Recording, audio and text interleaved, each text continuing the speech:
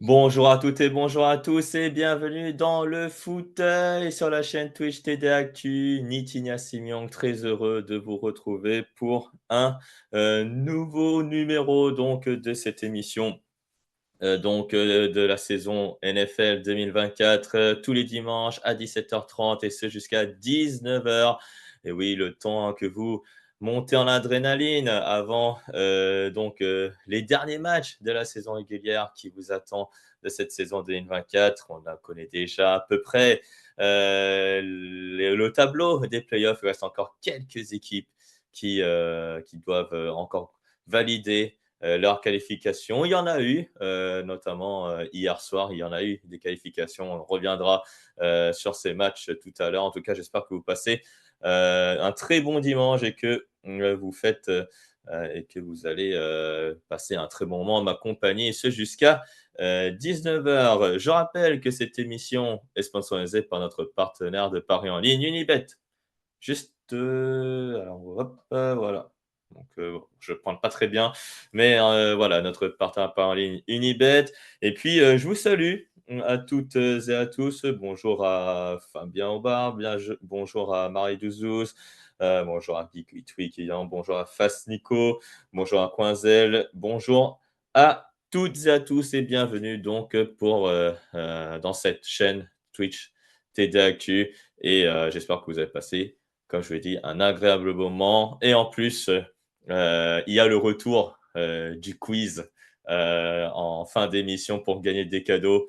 Donc ça va être bien. J'espère que vous avez l'extension, en tout cas sur le quiz. Ça marche pas vraiment sur portable, mais bon, on va le réexpliquer tout à l'heure dans la dernière partie d'émission pour gagner quelques cadeaux, justement, vu que c'est la période des fêtes de Noël. Merci beaucoup à Mozart Cactus de s'être abonné. C'est son 18e mois d'abonnement et je l'en remercie.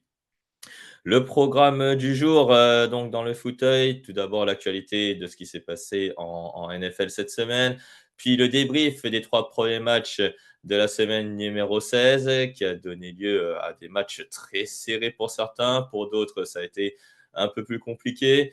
Le thème du jour pour eux 2025, c'est terminé. On va se pencher sur des joueurs dont on en a parlé en 2024 et pour qui l'année 2025 s'annonce très compliquée et qui vont peut-être retomber dans un relatif anonymat. Donc c'est l'occasion dans le fauteuil de les mettre en lumière. Et tout ça, ce sera accompagné de Kevin Renaudet qui sera encore avec moi. Il sera également à mes côtés pour les paris en ligne, la présentation de l'avant-match et puis enfin évidemment le quiz pour terminer cette émission. Donc vous avez les liens évidemment pour nous suivre sur TD Actu. Vous avez aussi le lien pour offrir un abonnement, pour s'abonner à la chaîne Twitch TD Actu. N'oubliez pas cela. Je rappelle aussi qu'après cette émission, retrouvez sur M6+ le match entre les Commanders de Washington et les Philadelphia Eagles, un duel NFCS, et ce sera commenté par Alain Mattei et Grégory Richard. Donc juste après ce match, branchez-vous sur M6+ pour regarder ce très beau match qui nous attend donc entre les 2 premières équipes de la NFCS avec un enjeu tout particulier pour Philadelphie, peut-être la première place de la conférence nationale au bout, après peut-être une éventuelle victoire face aux Washington Commanders qui, eux, sont toujours en course pour aller en playoff. Voilà donc pour le programme et on va passer à l'actualité de la semaine et la première actu que je voulais évoquer avec vous. C'est ça, Kirk Cousins qui devait être coupé à la fin de la saison. Et oui, c'était la news cette semaine. Kirk Cousins a été mis sur le banc par l'entraîneur Ryan Morris et par le staff de l'équipe des Falcons. Il faut dire que lors de l'intersaison, en voyant Kirk Cousins arriver aux Falcons d'Atlanta, tout le monde s'est dit, ça y est, Atlanta va régner sur la NFC Sud, va être un prétendant pour les playoffs. Alors, c'est toujours le cas. Aujourd'hui, Atlanta est prétendant pour les playoffs.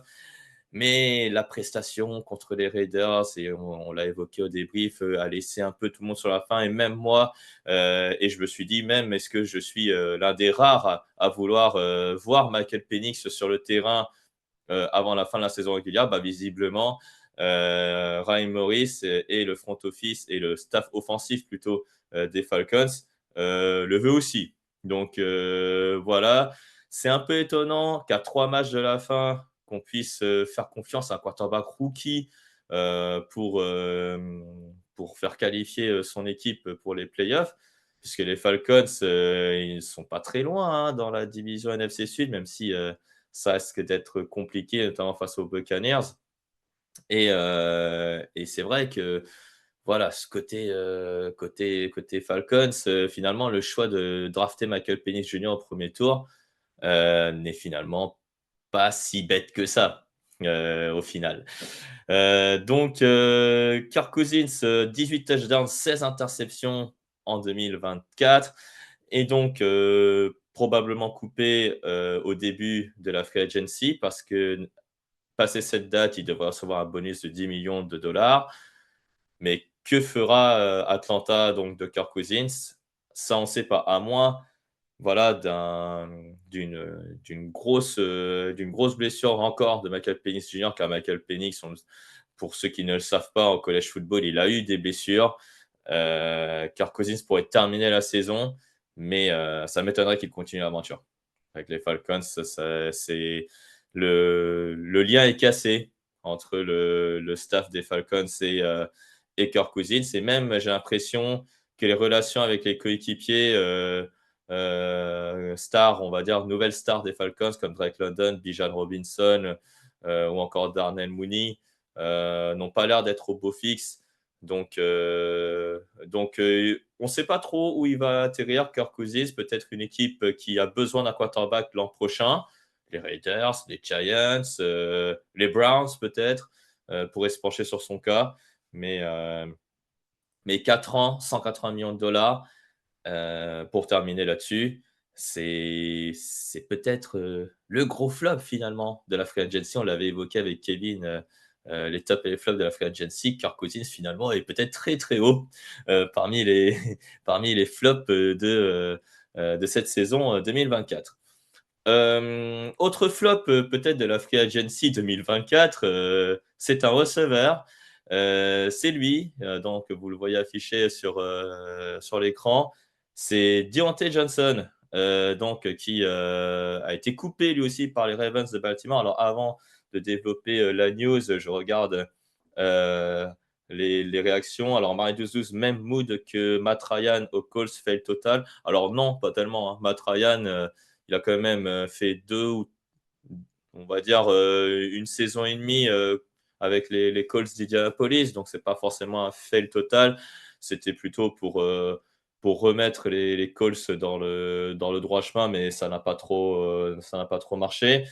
Alors, Guigui Tweet qui est un peu catégorique, il faut virer le manager général de Atlanta. Alors, c'est quand même lui qui a sélectionné Michael Penix Jr., hein. Est-ce que c'est lui qui a fait signer Kirk Cousins? Ça, c'est peut-être vrai aussi. Mais oui, on est clairement dans un échec, en tout cas, du côté du front office des Falcons, en tout cas sur ce contrat-là. Et je ne sais pas, ça fait combien de dead money. Je n'ai pas regardé. J'avoue que je vais me pencher sur cette question, peut-être juste après l'émission.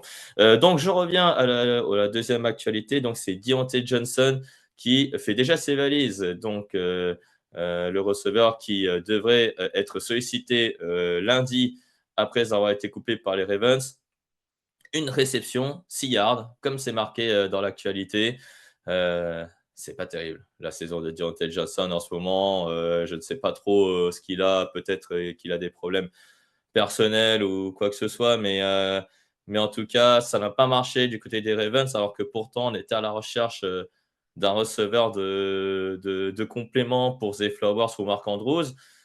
Alors, on va en parler tout à l'heure avec Kevin Renaudet lorsqu'on va débriefer le match des Ravens, mais, euh, mais, euh, mais avec entre Batman et entre d'autres joueurs comme Isaiah Likely qui devaient monter d'un cran pour produire du côté des Ravens. Je pense que peut-être que ce trade a eu peut-être des conséquences indirectes, voilà, sur la productivité de certains receveurs, et notamment Rashad Batman, qui a encore marqué avec les Ravens hier soir, et on en parlera tout à l'heure avec Kevin. Mais c'est vrai que là, la saison de Deontay Johnson n'est clairement pas une bonne publicité, en tout cas pour lui, déjà, premièrement, pour qu'il continue sa carrière. Et pour également voilà, les franchises NFL qui veulent un receveur de complément.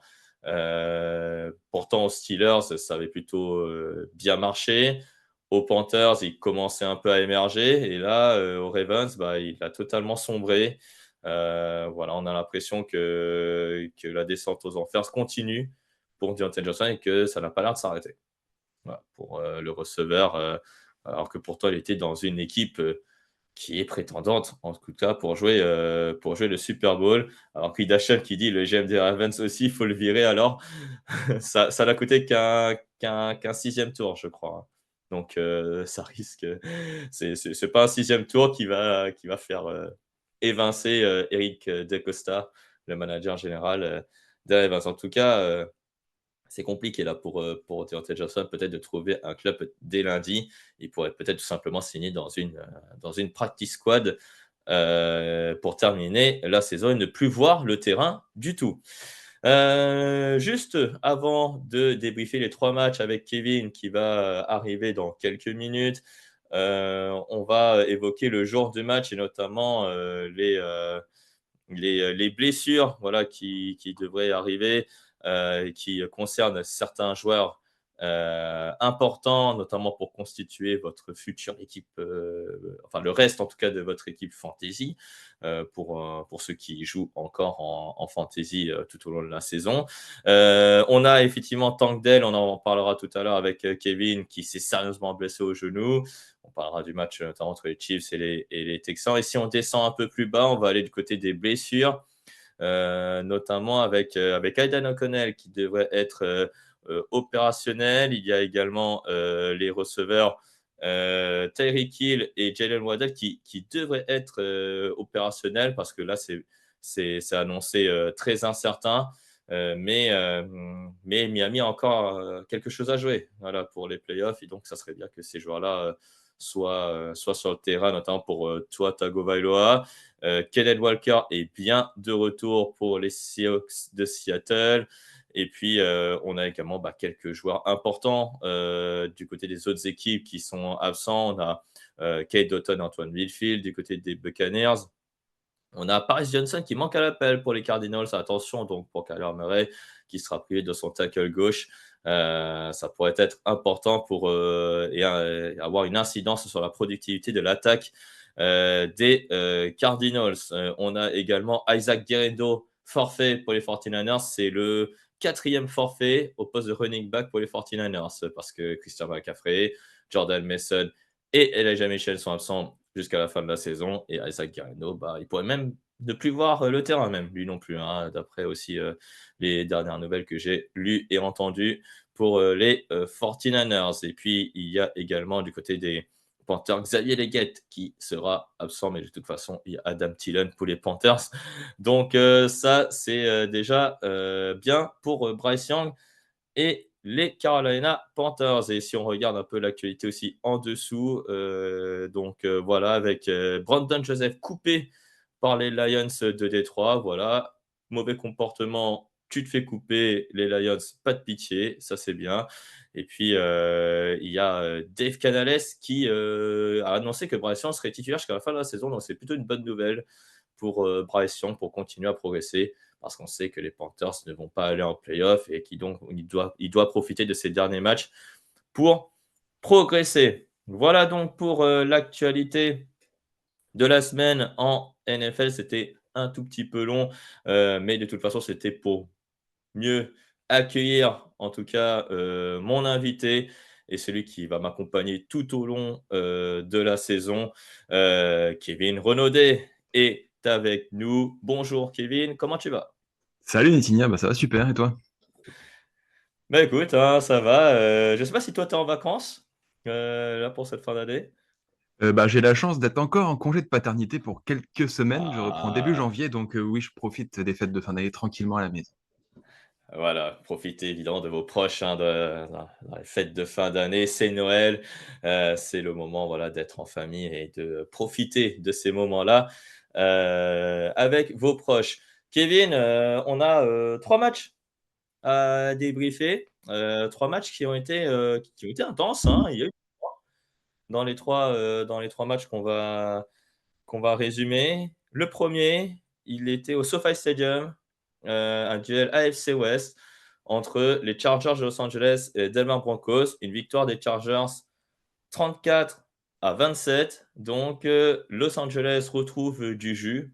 Oui, il faut le dire parce que c'était compliqué en première période, Kevin, hein. Ils étaient menés 21-7, puis ensuite 21-13 à la mi-temps. Il y a eu notamment un moment d'histoire également dans ce match, puisqu'il y a eu le premier, alors il faut bien que je le dise, fair catch free kick. Voilà, ce qu'on appelle un coup franc suite à une faute, mais à la dernière seconde, réussi par Cameron Dicker, donc de 57 yards. Et donc, Kevin, après les Chargers sont revenus, puis passés devant, puis gagné le match. Comment dirais-je comment expliquer, ce retournement de situation? Est-ce que c'est plutôt les Broncos qui ont tout fait pour perdre ce match ou vraiment les Chargers qui sont allés le chercher? Ouais, bah, les Chargers finalement qui ont jamais abandonné dans ce match. Alors déjà voir un score de 34-27 entre ces 2 équipes qui sont habituellement très défensives, c'était pas franchement au programme, avant la rencontre.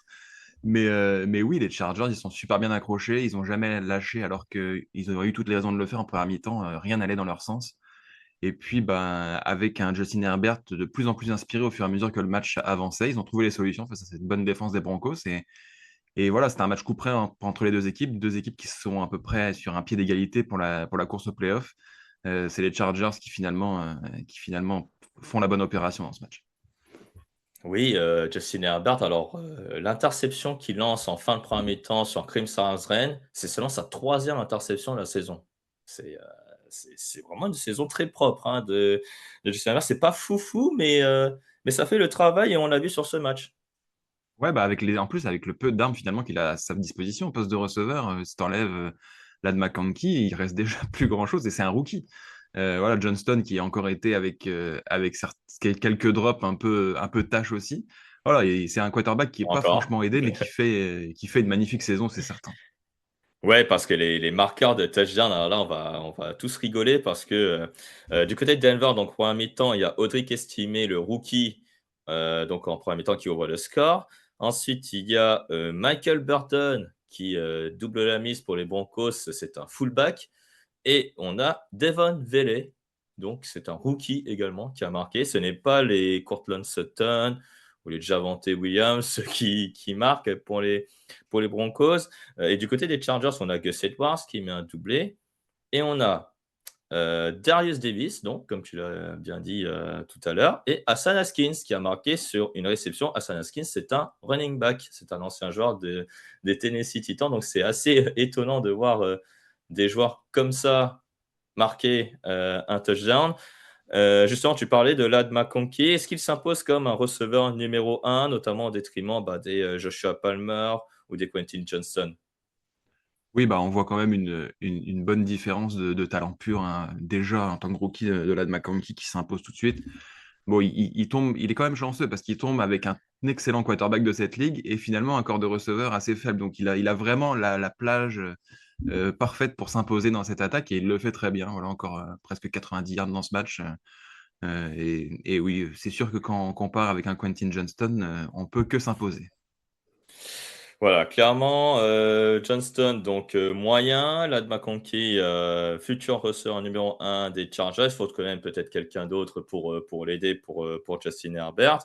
En face, du côté de Denver, je vois 29 sur 40, 263 yards, 2 touchdowns pour Bo Nix, mais je vois seulement 21 courses. Est-ce que l'attaque de Denver, qui était pourtant assez équilibrée, de la saison. Est-ce que là, on voulait plus faire lancer Bonix? Est-ce qu'on voulait essayer autre chose du côté des Broncos? En tout cas, comment expliquer une telle différence entre, bah, la première période qui est plutôt très convaincante et une seconde, complètement inexistante du côté des Broncos? Ouais, bah, on dirait que Sean Payton perd un peu le fil de son jeu au sol. Il sait plus trop qui utiliser. McLaughlin s'était un petit peu imposé ces dernières semaines. Ça allait un petit peu mieux. Et on sent que Javonte Williams a un peu descendu dans la tête de son coach. Voilà, il a essayé de lancer Audric Estimé, qui fait quand même un match très correct pour un rookie qui a pour la première fois autant de responsabilités dans cette attaque. Mais oui, Williams semble perdre les clés et Sean Payton semble perdre aussi ses idées avec son jeu au sol. Donc voilà, il continue à jouer avec Bonix qui quand même assume un très joli rôle pour un rookie. Et c'est quand même très intéressant de le voir à ce niveau. Après, on voit, dans le comité de receveurs, en tout cas du côté des Broncos et des Chargers, ça a bien varié, voilà, il y a 9 receveurs différents, c'est-à-dire 18 personnes qui ont touché au moins le ballon. Ça, c'est plutôt pas trop mal, hein. D'habitude, dans certains matchs, tu vois à peu près une dizaine de joueurs cumulés, toucher le ballon. Mais là, tu en as vu, 18 au moins recevoir au moins un ballon, du côté des 2 équipes. La défense des Broncos, qui est pourtant l'une des meilleures équipes sur le pass rush, avec notamment la paire, Cooper, Bonito, elle a été bien contenue tout de même aussi par cette ligne offensive des Chargers. Ouais, Nick Bonito qui restait sur des matchs de très très grande classe où voilà, ça se voyait aussi dans la fiche de stats, des turnovers, des touchdowns. Voilà, ça marchait très très bien. On l'a très très peu vu et c'est sûr que ça fait une grosse différence. Pour les Broncos, ils ont besoin de ces joueurs-là pour donner de l'impact. Et c'est sûrement ça qui leur a manqué quand les Chargers ont commencé à se mettre en route. Ils n'ont jamais finalement trouvé la réponse à ce que proposait Justin Herbert. Voilà, et donc les Chargers donc, qui s'imposent. Avec cette victoire, ils sont à 9 victoires, 6 défaites. Deuxième de la FC West, ils ont 97% de chances de se qualifier. Autant dire que c'est quasiment fait, Kevin. Mais par contre, les Broncos, ils conservent tout de même leur chance. Ils ont 85% d'après NFL Next Gen Stats pour se qualifier. Mais par contre, quand on regarde les adversaires, déplacement aux Bengals, réception des Chiefs, on peut s'inquiéter ou est-ce que ils vont prendre au moins un des deux matchs? Une victoire et c'est la qualification. Ouais, ça s'annonce quand même compliqué. Après, ils ont tellement d'avance finalement il va falloir perdre ces matchs et compter sur des victoires des Dolphins, par exemple, jusqu'à la fin pour changer ça. Donc, je pense que non, ces deux équipes-là, et notamment Denver, vont se qualifier, même s'ils font peut-être office de victimes expiatoires au premier tour des playoffs. Après, on ne sait pas, hein, Bonix, le rookie, a trouvé son rythme, hein, avec Sean Payton. Il y a des receveurs qui peuvent faire des jeux. C'est vrai qu'il y a un C'est jeu au vrai. sol qui manque un peu, mais oui, c'est vrai, je suis d'accord. C'est vrai que les Broncos, par rapport aux autres équipes de l'AFC, ça peut être l'équipe bonne à prendre. Après, on ne sait jamais, hein, des équipes bonnes à prendre. Il y en a eu par le passé, et pourtant, c'est eux C'est qui vrai. sont allés très loin. Regarde les Bengals, hein, quand ils ont battu les Chiefs pour aller au Super Bowl, hein. Donc, on ne sait jamais. La NFL, c'est ça qui est bien, hein, c'est que il n'y a jamais de certitude. Deuxième match, Kevin, on va évoquer direction l'Arrowhead Stadium pour aller du côté de Kansas City, le Missouri, avec la victoire 27-19 des Chiefs. Patrick Mahomes assure l'essentiel. Alors, Patrick Mahomes, pendant la semaine, oui, il a eu mal à la cheville. Il boitait avant de sortir lors du match de la semaine dernière. Bon, ça avait l'air d'être un Patrick Mahomes en forme, Kevin. Oui, bah, le Patrick Mahomes qu'on voit depuis le début de la saison, ni meilleur ni moins bon que ce qu'on a vu depuis le début de saison, c'est-à-dire un quarterback inspiré à certains moments, moins à certains autres, mais qui assure finalement toujours l'essentiel et qui noircit toujours très bien la fiche de stats. Ouais, 28-141, 260 yards, un touchdown, 5 courses, 33 yards, un touchdown. Et ce touchdown, justement, à la course qui permet aux Chiefs d'ouvrir le score, hein, il me semble en plus, hein. Il résiste à 3 ou 4 plaquages et c'est là où je me suis dit, bah, il a l'air de ne pas avoir mal. Il a l'air même d'avoir amélioré ses capacités dans, dans le jeu de course. Sinon, on a vu beaucoup le rookie Xavier Worthy, 7 réceptions, 65 yards, un touchdown et moins d'Entre Hopkins, même si le but, on va dire, de ces deux receveurs, c'est différent. Hopkins plus pour gagner première tentative, Worthy plus pour des jeux explosifs. Est-ce qu'on sent que l'attaque de Kansas City est en train un peu de renaître de ses cendres ou ça reste tout de même encore très moyen? Oui, bah déjà, on sent qu'il y a plus de noms qui sortent un peu du lot au niveau de la réception. Tu as dit Hopkins qui est quand même toujours là, 4 réceptions. Worthy qu'on a presque vu que lui, mais aussi Hollywood Brown qui faisait son retour sur ce match et qui a été Hmm. excellent également. Donc ça, il y a plus d'options à disposition de Patrick Mahomes. Et bon, voilà, bizarrement, les Chiefs renaissent à 3 semaines des playoffs. Bon, il n'y a pas de hasard, j'ai envie de dire. Ouais, ils savent très bien gérer, hein. Tout tombe à pic, comme on dit, pour les Chiefs. Sinon, il reste toujours cette défense des Chiefs de Kansas City. Ils ont mis 18 pressions sur la ligne offensive des Texans. 8 pour le duo Chris Jones, George Karlaftis.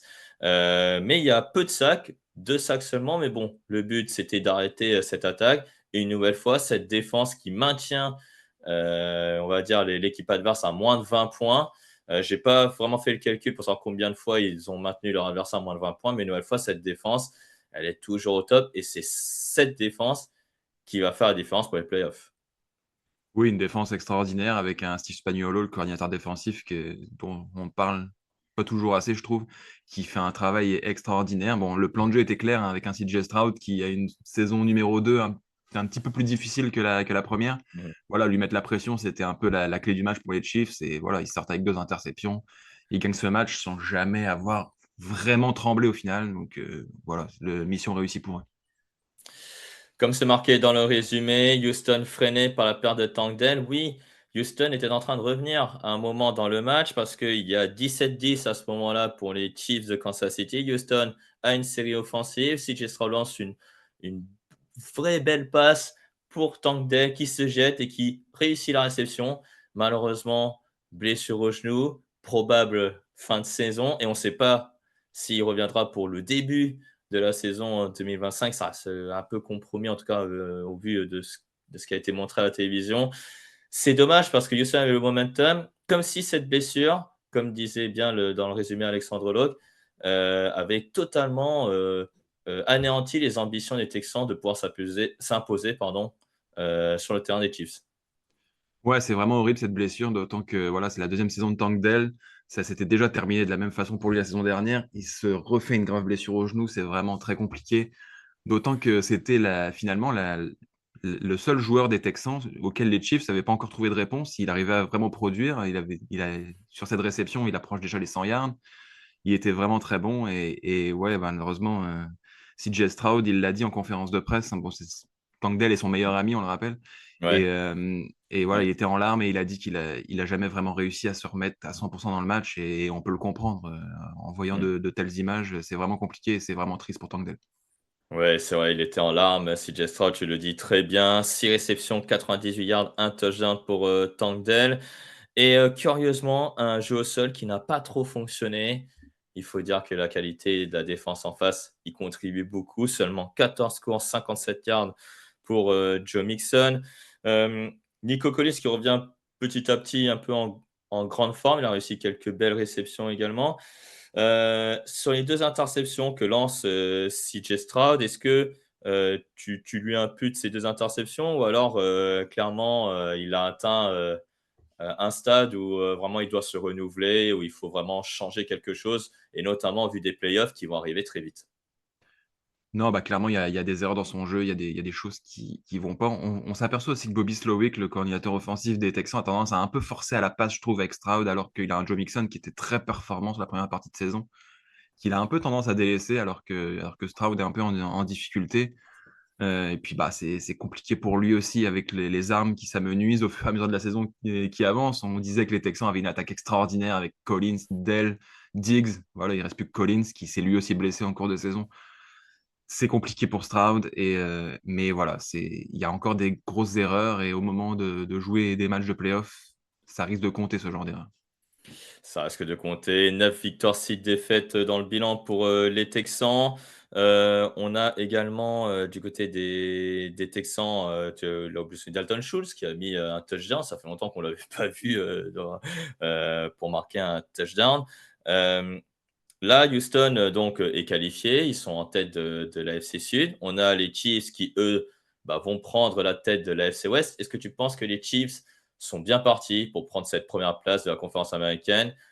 parce qu'il y a les Bills quand même qui, qui continuent à être menaçants.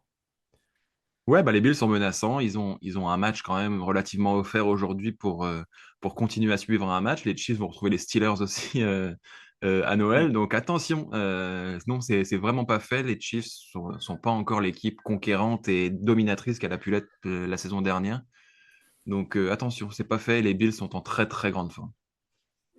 Alors ouais, je regarde, effectivement là par rapport à la réaction. Petite montée en puissance de l'attaque des Chiefs dans les playoffs, c'est le jour de la marmotte de la NFL.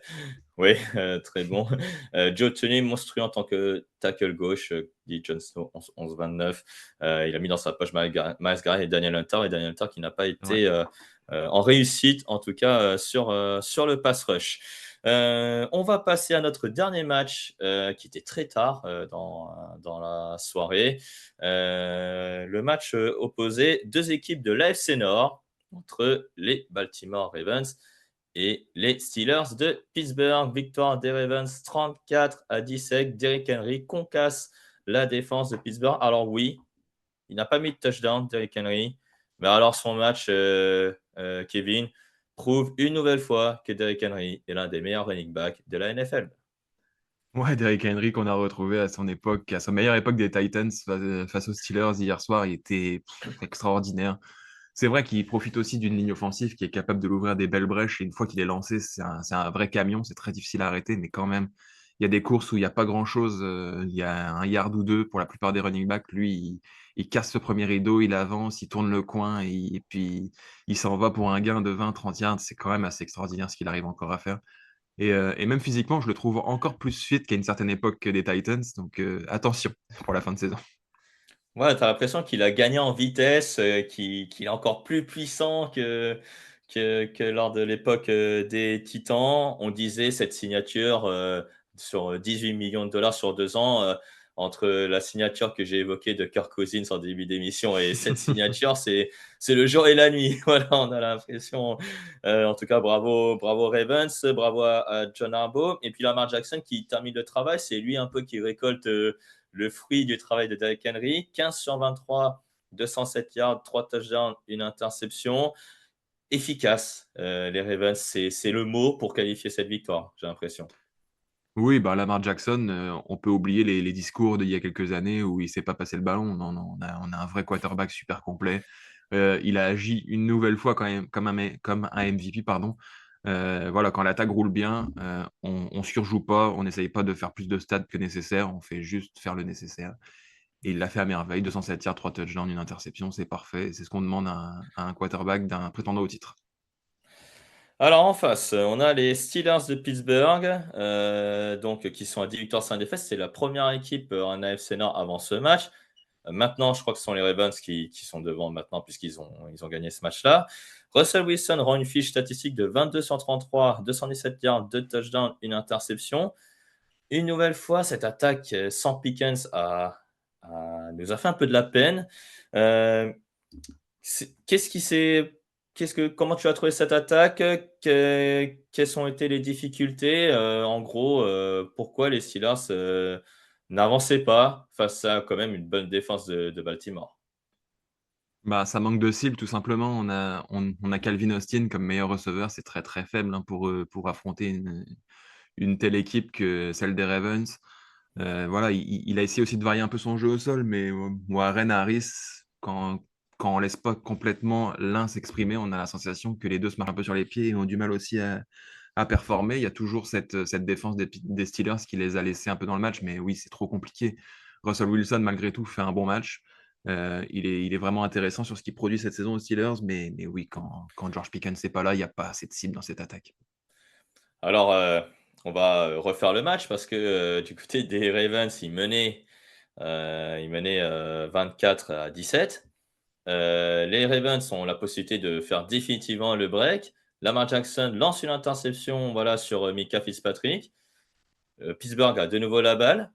Pittsburgh ensuite, donc lance, un jeu offensif, sur une passe et Russell Wilson met le ballon droit sur Marlon Humphrey qui met, donc, le pick six et le touchdown probable, bah, pas probable, le touchdown, qui scelle la victoire. Est-ce que tu as l'impression que les Steelers ont peut-être atteint un plafond en attaque en rencontrant une équipe, mais vraiment, plus forte que eux? Est-ce que c'est vraiment le maximum qu'on peut qu'on peut voir en tout cas de cette équipe des Steelers? Bah, sans George Pickens, ça risque d'être à peu près le niveau qu'ils peuvent atteindre. Oui, après, ils ont quand même raté un peu le coche sur, le moment que tu as décrit. Il y a 3 turnovers consécutifs entre les 2 équipes qui peuvent tourner d'un côté ou de l'autre et finalement, c'est les Steelers qui font le 3e turnover qui permet aux Ravens, pardon, de prendre le large. Voilà, c'est ce moment clé qui finalement a décidé du match parce qu'après, c'était trop dur. L'attaque n'était pas assez puissante pour pouvoir faire un comeback.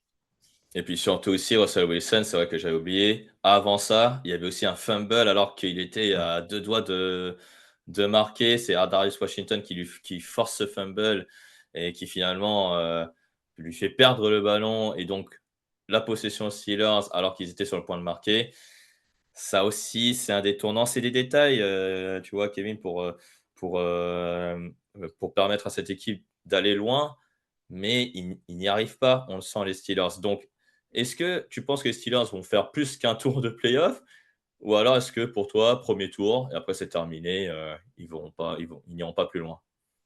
Non, bah, je pense que c'est l'équipe piège par excellence pour un des deux trois gros favoris de l'AFC parce que ça reste une défense énorme. C'est une équipe qui peut vous garder à 10-12 points pendant 3 quarts. Et dans ce cas-là, attention, parce qu'il y a quand même encore du talent dans cette attaque. Russell Wilson, évidemment, Pat Freiermuth, et puis bah, George Pickens ne va pas être absent éternellement non plus, il va revenir. Donc, c'est une équipe très, très dangereuse malgré tout à prendre en playoff, surtout sur un seul match comme ça. Alors les Ravens, ils ont Texans et Browns pour terminer. Les Steelers, ils ont les Chiefs et les Bengals.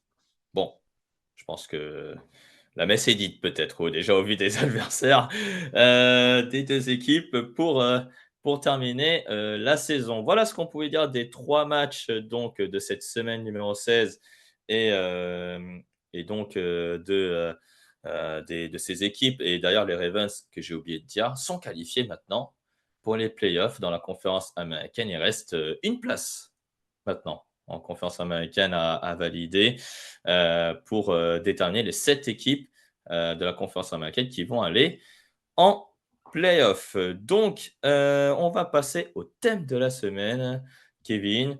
Le thème de la semaine, il est très particulier parce que là, on est bientôt en 2025. Il nous reste allez, une bonne dizaine de jours avant de célébrer la nouvelle année. En NFL, ça peut aller très vite. Ça peut aller très, très vite. On a vu des carrières qui se sont faites sur un an, hein, ce qu'on appelle les one year wonder, voilà, comme on dit dans le jargon. Mais ce n'est pas de ça dont on va parler, Kevin. Cette semaine, on va parler plus des joueurs qui ont été vraiment très bons dans les années passées et qui là vont retomber dans un relatif, anonymat. Donc ce thème, voilà, c'est un peu particulier. Donc dans le chat, je vous invite à trouver quelques joueurs, peut-être pour nous, voilà, pour aussi qu'on les développe, hein, peut-être, hein, aussi entre nous et pour, faire en sorte, bah, pour dire qu'en 2025, pardon, je m'y perds un peu dans mes mots, qu'en 2025 et bah, aussi ces joueurs, bah, on va les oublier et on va plus en parler, durant, la saison suivante. Donc Kevin, on a fait le choix de prendre 6 joueurs, voilà. Alors on va les évoquer, dans un ensemble, hein. On va d'abord évoquer des quarterbacks, on va évoquer des receveurs et on va évoquer des pass rushers. Voilà pour ce thème. Alors, QB Nata qui dit déjà Kirk Cousins. Oui, bon, ça c'est évident. Kirk Cousins, j'en ai déjà parlé, il fallait que j'en parle dans l'émission. Et, euh, et c'est pas forcément. Alors, c'est pas forcément les joueurs décevants aussi. Ce sont des joueurs qui ont été performants en 2024 et qui pourraient tomber dans l'anonymat en 2025. Et c'est le cas de ce joueur, le premier joueur dont on va parler, Kevin, c'est Sam Darnold, le quarterback des Minnesota Vikings. Sam Darnold il réalise une saison assez incroyable avec les Vikings de Minnesota. Alors, on a Victor dans les leçons de la semaine qui avait dit Sam Darnold mérite un contrat. Mais pourquoi en 2025, Sam Darnold, on risque de ne plus en parler? Bah, tout simplement parce que il faut pas oublier que les Vikings ont signé, enfin ont drafté un quarterback la saison dernière, JJ McCarthy, qui s'est blessé pendant le camp d'entraînement, mais qui va revenir. C'est lui le quarterback d'avenir des Vikings. on a un Sam Darnold qui finalement a un choix à faire. Est-ce qu'il accepte d'être encore en lutte pour son poste chez les Vikings ou de signer un très joli contrat ailleurs? Voilà, c'est quelqu'un qui est projeté sur un contrat environ 30-35 millions la saison si on le compare à du Baker Mayfield, du Geno Smith. Voilà, on est sur des jolis contrats. Donc voilà, il a un choix à faire entre finalement rester aux Vikings et aller ailleurs. Mais voilà, s'il va ailleurs aussi, on parle des Raiders, des Giants, des Titans, des Saints éventuellement. Donc voilà, c'est des équipes qui peuvent le mettre autant en difficulté qu'il a pu l'être aux Panthers ou aux Jets, par exemple. Voilà, donc il a, 2 solutions, comme tu l'as dit, si je comprends bien. Soit il prolonge, mais il sera doublure, soit il va ailleurs, mais une nouvelle fois, il va retomber dans ses travers. Là, cette saison, 29 touchdowns, 11 interceptions. C'est un peu le moment, de faire la promotion, de Sam Darnold. Qu'est-ce que tu lui as trouvé cette saison? Qu'est-ce que tu as vu le faire de plus par rapport à ce qu'il avait présenté les saisons précédentes? Et pourquoi mérite-t-il vraiment un long contrat et de durer en NFL? Bah, il a tout simplement montré ce qu'il avait jamais pu montrer avant, c'est-à-dire qu'il était capable de gérer une attaque qui fonctionne déjà correctement. Voilà, il y a des belles armes chez les Vikings. Il a montré qu'il pouvait prendre cette attaque en main, bien la gérer et performer avec elle. Donc, c'est quelque chose qu'il avait jamais pu avoir, hein. Aux Jets, comme aux Panthers, il avait presque rien autour de lui, un coaching staff complètement défectueux aussi. C'était très compliqué. Aux 49ers, il était doublure, donc il a rien pu montrer non plus. Voilà, là, on a vu que Sam Darnold était un vrai bon manager et c'est aussi ce que peuvent rechercher certaines franchises. Alors, un petit pronostic là, je vais te demander, ton avis pour l'avenir de Sam Darnold en 2025. Est-ce que toi, tu le vois rester chez les Vikings? Et sinon, s'il part, dans quelle équipe tu le verrais bien? Non, je pense que les Vikings vont cette fois se tourner vers JJ McCarthy pour la saison prochaine. Je le vois bien signer aux Giants, que j'imagine pourquoi pas passer sur une classe de quarterback un peu difficile à la draft et miser sur un ce style de quarterback pour une saison ou deux, le temps de trouver leur QB du futur. Donc pourquoi pas signer aux Giants pour 2-3 saisons. Ah, tu dis ça me fait plaisir, ça me fait plaisir.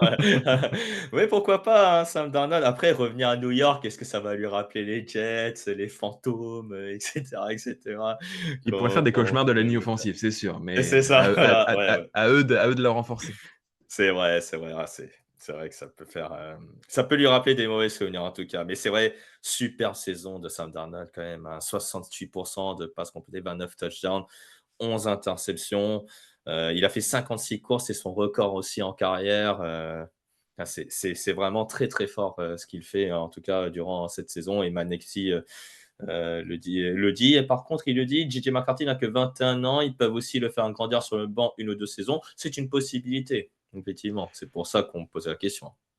Oui, bah, c'est une possibilité, mais il reste la donnée du prix. Si on lui offre une trentaine de millions la saison ailleurs, est-ce que les Vikings vont s'aligner sur ce montant-là pour finalement un quarterback qu'ils ne veulent pas garder? Ils vont aussi avoir besoin de ce montant-là pour continuer à construire leur effectif. Donc, c'est vraiment un choix à faire dans la franchise, mais c'est sûr que c'est cher pour un quarterback qu'on veut pas spécialement pour l'avenir. Voilà, c'est peut-être, l'une des rares fois qu'on va parler de Sunderland dans le positif parce qu'après il va peut-être replonger dans le négatif. Voilà, ça c'est ça aussi, ce thème-là, c'est pour eux, mais vraiment c'est terminé l'heure de gloire et maintenant ils retombent vraiment dans un anonymat, qu'ils avaient l'habitude d'y être, durant les années précédentes. Alors lui par contre, c'est une immense star. Il a gagné un Super Bowl. Et cette saison Jets, wouah, c'est très compliqué et on se demande quand va s'arrêter, sa descente, pas sa descente aux enfers, mais on va dire, sa descente statistique, on va dire. Ce n'est plus le joueur qu'il était aux Packers, c'est devenu un joueur lambda au poste de quarterback et on se dit que Aaron Rodgers pourrait peut-être, définitivement tourner la page en 2025. On parle pas forcément de retraite, mais de là à être une doublure, peut-être en NFL. Est-ce que tu crois, que Rodgers, pardon, Kevin, va être une doublure? Ou tu penses qu'il va encore continuer en tant que titulaire, mais ne plus être performant comme il avait l'habitude, lors de la fin des années 2020? Non, 2010, pardon. je pense que l'imaginer en doublure, c'est pas vraiment très réaliste. Rien que sur son nom, une équipe va forcément lui offrir un contrat de titulaire pour la saison prochaine. Il y a pas de problème si c'est pas les Jets, ce sera ailleurs. Mais c'est vrai que là, on sent que Rodgers a vécu ses plus belles années et que là, c'est plus compliqué pour lui, alors qu'on l'a quand même très très bien entouré. Hein. Davante Adams qui s'est joint à Garrett Wilson en tant que receveur, Breece Hall qui est un excellent running back. Et ça marche toujours pas. Alors, il y a des histoires de staff, on a viré le coach en cours de saison, c'est compliqué, c'est pas le meilleur contexte pour lui, mais quand même, on sent que c'est plus le grand Aaron Rodgers et voilà, à 40 ans passés, ça risque de se compliquer encore pour lui. Alors, tout de même, hein, je regarde les statistiques, de Aaron Rodgers, 62%, 3255 yards lancés, 23 touchdowns, 8 interceptions. Alors oui, il a peut-être plus de 40 piges, mais alors plus de 40 ans, pardon, pour être, ouais, plus précis. Mais, mais c'est vrai que voilà, alors Legon le dit aussi très bien, à son âge, vu son niveau, il est temps de s'arrêter, mais on parle d'Aaron Rodgers. Aaron Rodgers, il va jamais s'arrêter. Il veut, on va dire, égaler la longévité peut-être d'un Tom Brady, qui sait? Mais vu son niveau et vu la qualité des pass rushers qu'il y aura en face, qu'est-ce qu'on doit les conseiller? On doit les conseiller clairement, soit d'arrêter, soit pour sa santé, qu'il soit un mentor pour un jeune quarterback. C'est ce qu'il a dit en plus cette semaine. Ouais, alors, Aaron Rodgers en mentor, on a quand même un peu du mal à y croire. Les déclarations sur ses premières années de carrière laissaient pas penser qu'il se voyait dans ce rôle. J'ai quand même du mal avec la personnalité du garçon de l'imaginer en tant que mentor, mais je pense qu'il sent aussi que son avenir peut être en danger. Je pense qu'il a envie de continuer sa carrière, de la faire durer encore un peu. Donc là, il se sent un petit peu en danger. Il commence à envoyer certains éléments en conférence de presse pour pouvoir rester, mais c'est compliqué. J'aurais tendance à lui conseiller une retraite, partir finalement en laissant encore des jolies notes et pas trop gâcher la fin de sa carrière finalement. Mais voilà, les Jets ont peut-être aussi intérêt à le garder puisque finalement, il n'y a pas encore qui que ce soit derrière pour pouvoir prendre la suite. Alors voilà, justement, si tu le dis, tu le dis, il y a pas forcément quelqu'un derrière pour prendre la suite. Est-ce que finalement, il va faire comme, bah, son «ancien mentor» entre guillemets, Brett Favre? C'est-à-dire, être enfin, dire, t'imagines l'intersaison, il dit: «Allez, je vais m'arrêter». Finalement, en fin de saison, il dit: «Non, vas-y, je reviens pour une saison supplémentaire» et finalement, il est envoyé ailleurs. Est-ce que toi, tu crois à ce scénario aussi? J'ai quand même du mal à y croire parce que les Jets, aujourd'hui, ont quand même bâti un effectif pour gagner. C'est pas le cas cette année, mais malgré tout, il y a beaucoup de talent dans cette équipe des 2 côtés du ballon. Ils ont besoin d'un quarterback efficace. Malgré tout, Aaron Rodgers, aujourd'hui, c'est peut-être celui qui donne le plus de garanties sur ce qu'il y a de disponible sur le marché. Et oui, je pense quand même que la suite s'écrit encore à New York, mais à quel niveau, c'est le gros point d'interrogation. Ouais, dans un niveau peut-être anonyme, clairement, ou dans un niveau, on va dire, très, très bas. Alors, pour, ce qui est des quarterbacks, je ne sais pas qui y a comme quarterback sur le marché, mais s'ils ont moins de 80 sur Madden, ça va pas être un critère, hein, pour, Woody Johnson. Parce que je ne sais pas si tu as vu la nouvelle passer, c'est Oui. incroyable ça, tu trouves pas? Ah, c'est complètement fou qu'il y ait des gens professionnels de la NFL dans des staffs qui disent: «Non, je le prends pas parce qu'il a pas une note assez haute dans Madden». On marche sur la tête. Ah bah, Kirk Cousins ou Russell Wilson, qui vont, bah, Kirk Cousins va être sur le marché. Russell Wilson pourrait l'être. Justin Fields pourrait l'être aussi. S'ils ont plus de 80, c'est des cibles tout à fait possibles pour prendre la suite de Aaron Rodgers. Voilà, donc 2025, pas sûr qu'on parle d'Aaron Rodgers en bien. Clairement, hein, voilà, on va être honnête, hein, 41 ans, c'est il faut laisser la place aux jeunes maintenant, mon cher Aaron. Donc il faut se dire que maintenant un rôle de consultant télé, peut-être comme Tom Brady ou comme d'autres, quarterbacks, légendaires en NFL, voilà, pourrait être la suite, à court terme. On a terminé avec les quarterbacks, Kevin. On va passer désormais aux receveurs et on en a un, dans les receveurs, pourtant il est dans la force de l'âge.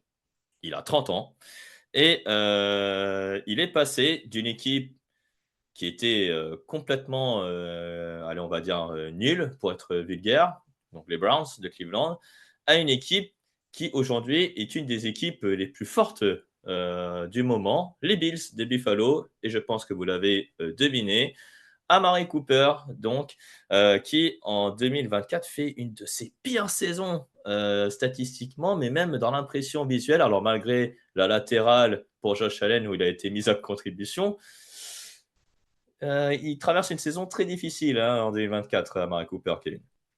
Ouais, c'est vraiment très compliqué pour lui. Donc, bah, en plus, c'est le bon moment pour le juger puisqu'il a joué autant de matchs avec les Browns qu'avec les Bills cette saison, 6, 250 yards avec les Browns, 231 avec les Bills. Voilà, faire moins de yards avec Josh Allen qu'avec Deshaun Watson, c'est quand même assez compliqué comme saison. Et oui, il est arrivé aux Bills finalement pour booster ce corps de receveur qui manquait un peu de talent. Et finalement, Josh Allen a réussi à exploser, mais sans finalement l'utiliser. Donc, c'est vraiment très compliqué. C'est pas une réussite ce transfert, ni pour le joueur, ni pour la franchise. Ouais, ni pour le joueur, ni pour la franchise. Et puis, enfin, honnêtement, quand on regarde le corps de receveur des Buffalo Bills par rapport à Josh Allen, on a l'impression qu'il est inadapté finalement au système offensif. On a Kevin Coleman qui a la partie profondeur, Khalil Shakir qui a le profil slot. Et Amari Cooper, on le met où dans ce système offensif? Il est un peu mis à l'écart, on a l'impression. Ouais, on dirait que les Bills ont complètement tourné la page Stephen Diggs, alors que je pense qu'Amari Cooper se serait très bien intégré dans un rôle à la Stephen Diggs, mais finalement, peut-être qu'il lui manque aussi ce camp d'entraînement, cette période aussi pour rentrer complètement dans l'effectif et se fondre dans le système pour prendre cette place de vrai receveur numéro un. Aujourd'hui, sa cote s'est complètement écroulée. C'est difficile de voir qu'est-ce qui va se passer, à moins que finalement, en playoff, on retrouve du grand Amari Cooper et qu'il soit un des meilleurs joueurs des Bills, ce qui n'est pas à exclure non plus. Ouais, c'est ce que nous dit, Legon, effectivement. J'attends de voir les playoffs pour Cooper pour juger, définitivement. Oui, c'est vrai, c'est là où il peut vraiment apporter. C'est là où il aura vraiment peut-être une valeur ajoutée, mais là, clairement, on la voit pas trop. Il n'a pas dépassé une seule fois les 100 yards, à la réception à l'heure où on se parle aujourd'hui, alors que lors des précédentes saisons, il a toujours au moins fait un match à plus de 100 yards. Là, il a donc 30 ans, comme je t'ai dit, il est dans la force de l'âge. Est-ce que tu es un peu inquiet pour lui en 2025? Parce que c'est le thème du jour, 2025, peut-être c'est terminé. Est-ce que tu penses qu'il a encore quelques années à donner ou est-ce que vraiment pour lui, c'est définitivement terminé, ses meilleures années sont derrière lui? Ouais, je suis quand même très inquiet pour lui. Aujourd'hui, sa cote s'est totalement écroulée. Il y a peu d'équipes, je pense, qui veulent en faire un receveur numéro un. Il est un peu dans ce rôle que prennent certains receveurs qui refusent finalement de jouer un poste de receveur 2 et receveur 3 et puis qui attendent qu'une nouvelle saison commence pour éventuellement trouver une place dans un effectif. Je le vois un peu dans ce rôle-là pour la saison prochaine. Est-ce qu'il va retrouver une place à la hauteur de son talent? C'est un gros point d'interrogation et j'en suis pas vraiment persuadé. Ouais, c'est parce que Amari Cooper, c'est quand même, 1, 2, 6 saisons quand même, plus de milliards, en carrière, sur une bonne dizaine d'années et on le voit souvent comme une bonne valeur marchande, pour l'échanger juste après, vu, ce qu'il peut faire. Mais en tout cas, Amari Cooper, malheureusement, je pense que l'anonymat l'attend pour les prochaines années. Et après, on a la partie inverse, c'est-à-dire qu'on a un joueur qui est hyper performant depuis quelques matchs. Et cette saison, il a enfin dépassé les milliards. Il est enfin en train de prendre la pleine mesure de son talent. Sélectionné dans la draft 2020, c'est un joueur qui enfin montre ses capacités en tant que receveur. Ce joueur, c'est Jerry Jeudy, le receveur des Cleveland Browns. Kevin, une saison surprenante de la part de Jerry Jeudy, surtout avec les quarterbacks qu'il a eu, c'est-à-dire Deshaun Watson et Jameis Winston, voire Dorian Thompson-Robinson. Ouais, une saison exceptionnelle finalement, enfin à la hauteur des attentes qu'il avait à sa draft. On rappelle que voilà, les scouts hésitaient beaucoup entre lui et CeeDee Lamb, notamment Et oui. au moment de leur draft. Ils ont été draftés à peu près au même niveau, notamment d'ailleurs au premier Mhm. tour. Il a jamais performé aux Broncos. Il part aux Browns, on se dit ça y est, on se dirige vers un buzz total et finalement il explose enfin. Il explose finalement plus avec Jameis Winston, parce qu'avec Deshaun Watson, ça restait à peu près dans ce qu'il avait montré aux Broncos, mais avec Jameis Winston, c'est 7 matchs, 786 yards et 3 touchdowns. Donc vraiment une des prestations exceptionnelles. Le point d'interrogation, c'est qu'est-ce qui va se passer maintenant, puisque on sait que Dorian Thompson-Robinson commence aujourd'hui à prendre le poste de quarterback numéro un à la place de Jameis Winston. Est-ce qu'il va retomber dans ses travers ou est-ce qu'il va continuer? C'est la grosse question. Ah bah oui, là on parle maintenant, c'est même pas 2025, c'est 2024, fin 2024, c'est terminé pour Jerry Jeudy. Mais c'est vrai que il a fait un match notamment bah, contre les Broncos. Il faut qu'il affronte peut-être un peu plus souvent les Broncos parce que 9 réceptions, 235 yards, un touchdown, c'était assez énorme. Et après on met Jameis Winston sur le banc c'est dommage, hein. C'était pas un peu dommage d'avoir vu cette nouvelle que Jameis Winston soit sur le banc? C'était peut-être aussi une mauvaise nouvelle pour Jerry Jeudy. Ouais, c'était une très mauvaise nouvelle pour Jerry Jeudy, c'est aussi une mauvaise nouvelle pour les joueurs de fantasy. J'en fais partie, hein, des gens qui ont fait une belle saison, une belle deuxième partie de saison grâce à Jerry Jeudy. C'est un peu compliqué, mais bon, essayons de voir le positif. Peut-être qu'avec Thompson Robinson, ça va encore quand même bien marcher. Il est sur une belle lancée, là, Jerry. Ouais, et justement, il est sur une belle lancée. Peut-être que ça pourrait s'arrêter parce que ça dépendra du nom, peut-être, du futur quarterback des Browns. Alors, avec Jameis Winston, ça va pas marcher. Ça n'a pas marché. On a Deshaun Watson qui va revenir de blessure. Vu ce qu'il a montré avec Deshaun Watson en tant que quarterback, Jerry Jeudy, est-ce que là, malheureusement, pour 2025, il va un peu replonger, malheureusement, dans un relatif anonymat qui était malheureusement son cas depuis déjà quelques années. Oui, bah, malheureusement, c'est probable. On sait que Deshaun Watson est pieds et poings liés avec les Browns, ou plutôt les Browns sont pieds et poings liés avec Deshaun Watson, vu le contrat qui a été signé. Donc, Mhm. c'est probablement lui qui va avoir les responsabilités, même si les Browns ont dit qu'ils allaient laisser la porte ouverte à un autre quarterback de faire mieux que lui au camp d'entraînement. C'est vraiment l'épée de Damoclès au-dessus de la tête de Jerry Jeudy. Je pense que Deshaun Watson, c'est un quarterback aujourd'hui qui lui permet pas du tout de briller. Et voilà, Jeudy est encore sous contrat aussi avec la franchise la saison prochaine. Donc, C'est Ouais, il c'est a signé. vraiment un, ouais, c'est vraiment un problème pour lui si Watson reste à lui faire les passes. Donc, c'est le moment d'en parler parce que sinon, on n'en parlera jamais de Jerry Jeudy, malheureusement. Et on espère que ce ne sera pas sa seule saison à plus de milliards parce qu'enfin, il montre ce qu'on l'a vu, en tout cas, à Alabama. Et moi, je l'aimais beaucoup à Alabama, le joueur de 25 ans. Il est jeune encore, hein, Jerry Jeudy. Oui. Il est encore dans la force de l'âge. Et là, on va parler de pass rusher. Alors, ce sont des joueurs qui ont plus de 30 ans, ces joueurs-là, Kevin. Il y en a un, on va en parler tout à l'heure, il a fait une grande carrière et on va en parler tout à l'heure, mais le premier dont on va parler, lui, il a une carrière bien irrégulière et aujourd'hui, il brille aux Commanders, c'est Dante Fowler Jr. Qu'est-ce que tu penses de sa saison et de sa carrière avant, voilà, c'est les matchs qui vont arriver aujourd'hui? Bah, c'est une carrière finalement plus décevante qu'autre chose.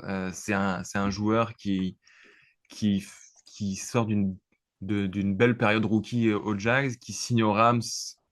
On ne sait pas trop. Il sort une grosse saison sur sa dernière saison aux Rams, il signe un gros contrat à Atlanta. Moyen la première, la deuxième est meilleure, il signe un gros contrat à Dallas. Il est pas bon, il signe un contrat à Washington, et puis là, bizarrement, sa dernière année aussi de contrat, il est très bon. Donc attention au piège avec Dante Fowler qui a tendance à très bien performer quand un futur contrat est en jeu. C'est vrai qu'avec Washington, ça se passe très bien. Voilà, il est déjà à 8,5 sacs, 31 plaquages, c'est très très bon, on ne peut pas dire le contraire.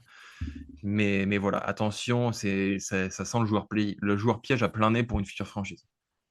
Voilà, c'est ça. Donc, pour ceux qui sont en manque de pass rusher, pour, signer un pass rusher à la free agency, Dante Fowler, ce n'est pas un joueur à prendre. Voilà, donc il faut le dire, voilà et j'espère qu'ils vont écouter, l'émission, pour, les joueurs à ne pas signer lors de la free agency. Tu l'as dit, carrière irrégulière, donc à Washington, comment il fait pour être si performant alors qu'il y a un contrat en jeu? Alors que dans les années où il a été plutôt en sécurité et ben, il n'est pas performant? Est-ce que c'est dû à des lignes offensives qui s'adaptent à son jeu ou alors c'est parce que c'est un feignant et qu'il a un contrat et maintenant je fais autre chose? Bah, il y a quand même quelque chose qui semble se répéter pour lui, c'est que quand il signe son gros contrat, il a peut-être tendance à se reposer un peu sur ses lauriers. Je pense pas que les fans des Rams et des Falcons diront le contraire.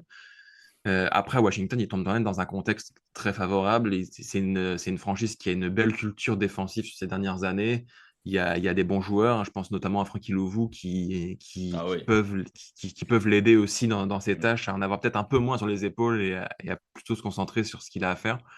Et force est de constater que ça marche bien. Peut-être que finalement, la meilleure chose pour Washington à faire, c'est de le garder. C'est peut-être aujourd'hui la meilleure option pour qu'il reste performant. Et je me rends compte que Dante Fowler, c'était un troisième choix de la draft en 2015, waouh, top 3, OK, d'accord et il n'a fait qu'une seule saison à plus de 10 sacs, c'était aux Rams. avec Aaron Donald. Donc peut-être qu'il lui faut un peu plus de coéquipiers sur l'intérieur de la ligne défensive pour qu'il performe. Et c'est le cas aux Commanders parce qu'il a Jarza Newton, il a Jonathan Allen, Darren Payne. Ça aide pour être performant sur l'extérieur. Oui, bien sûr, l'attention n'est pas forcément sur lui. C'est un joueur Mm. très talentueux, évidemment. On n'est pas troisième choix de la draft sans être ultra talentueux. Donc oui, il a moins l'attention des lignes offensives sur lui et il performe très bien cette saison pour ça. Et le dernier dont on va parler, alors lui, il a une carrière immense, plus de 10 ans en NFL, 8 fois Pro Bowler, beaucoup de distinctions individuelles et collectives le concernant. Capitaine de l'équipe des New Orleans Saints, ce joueur, c'est Cameron Jordan, le numéro 94, légende de cette équipe des Saints. Alors malheureusement, Cam Jordan, et c'est dommage, peut-être qu'il n'aura jamais un Super Bowl, il est arrivé l'année d'après.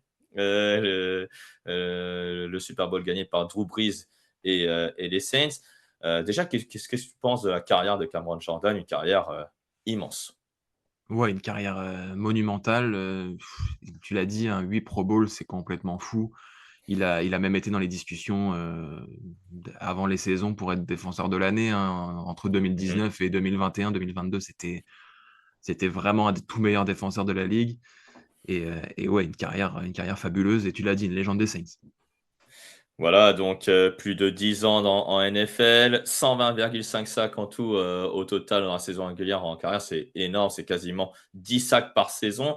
Là, depuis 2 saisons, on sent que Cameron Jordan, il est fatigué, on sent que l'âge pèse sur lui. Il a 35 ans aujourd'hui, Cameron Jordan. C'est le moment peut-être de lui faire de la pub voilà, pour rendre hommage à sa carrière parce qu'en 2025, même au sein des Saints, ça risque d'être compliqué pour lui. Ouais, on le sent, hein, depuis la saison dernière, c'est beaucoup moins bon. 5 sacs en combiné sur les 2 dernières saisons, alors que la saison juste avant, 2022, il en avait 8,5. Voilà, Mmh. la baisse de performance est colossale. C'est très, très compliqué pour lui. Ouais, c'est difficile et en plus, il est dans une situation contractuelle où il est sous contrat la saison prochaine. Mais attention, il y a eu une restructuration la saison dernière qui le fera passer de 1 million à 12 millions l'année prochaine. Voilà, je pense pas que les Saints peuvent se permettre de le conserver et ils risquent de faire partie du pool d'agents libres en fin de saison. Ouais, pas sûr, hein, que Cameron Jordan continue avec les Saints, mais on espère en tout cas, voilà, pour terminer sur lui, que Cameron Jordan va continuer à mettre de la pression sur les quarterbacks et peut-être servir de mentor à des pass rushers jeunes et qui ont du talent pour continuer sa carrière en NFL. En tout cas, ce qui est sûr, c'est que peut-être une place dans un staff NFL dans les 2 ou 3 années à venir Oui. pourrait peut-être faire le bonheur de certaines équipes NFL. Voilà, Kevin, ce qu'on pouvait dire donc sur les joueurs pour qui 2025 s'annonce compliqué et pour qui ils vont peut-être tomber dans l'anonymat. Alors, il y avait Von Miller qui était cité par Le Gong qui est passé aux oubliettes. Oui, on aurait pu. Von C'est Miller, vrai. c'est vrai que c'est un pass rusher qui était vraiment très performant lors des années 2015-2016 et 2025, ça risque d'être peut-être compliqué pour lui. Et vu que le pass rusher du côté des Bills, il y a déjà 2 joueurs de qualité chez les jeunes. On citait aussi Russell Wilson. Non, pas totalement. Russell Wilson, Kevin, je ne sais pas pour toi ton avis, Russell Wilson. Non, puisqu'il est plutôt sur un mode de renaissance sur cette saison et je Mm. pense qu'il a encore de 3 belles années devant lui. Et je pense qu'en 2025, on va encore en parler de Russell Wilson, contrairement peut-être à Sam Darnold ou à Aaron Rodgers, qui ont peut-être tombé dans l'anonymat, comme on l'a dit en début de sujet. Donc, Kevin, on va passer à notre thème préféré, c'est-à-dire les paris en ligne. Donc, avec unibet.fr, notre partenaire de paris en ligne pour cette émission, Le Fauteuil. Kevin, déjà, la semaine dernière, les cotes en simple, c'était 100 une nouvelle fois, j'ai envie de dire. Donc, ça, on Ouais. était une nouvelle fois très, très bon dans ce domaine. Donc, écoutez bien les cotes simples parce que c'est ce qui va vous permettre de gagner de l'argent. On va aller tout d'abord du côté déjà des Jets de New York, mais pour une défaite. Ouais, une défaite, hein, face à des équipes les plus chaudes du moment, évidemment, les Rams qui qui sont pas loin de pouvoir boucler cette NFC West. Donc ça peut se passer, ils peuvent faire un grand pas aujourd'hui face aux Jets. Alors les Rams de Los Angeles, voilà, à 1,57 la cote, donc face aux Jets.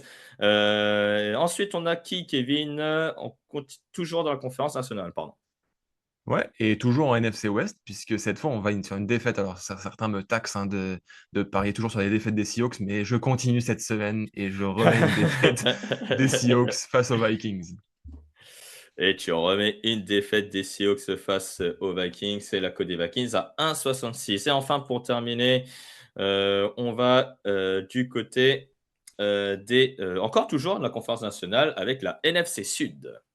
Ouais, et le match en prime time, le Sunday Night Football, ce soir entre les Buccaneers et les Cowboys, avec bon, une victoire des Buccaneers, pleine course au playoff, qui devrait pouvoir enfoncer définitivement les Cowboys. Et ouais, parce que si les Buccaneers gagnent, les Buccaneers prennent une option, on va dire, sur la conférence, sur la division NFC Sud. Et ils devraient, normalement, on devrait arriver à la conclusion de cette division qui est très serrée.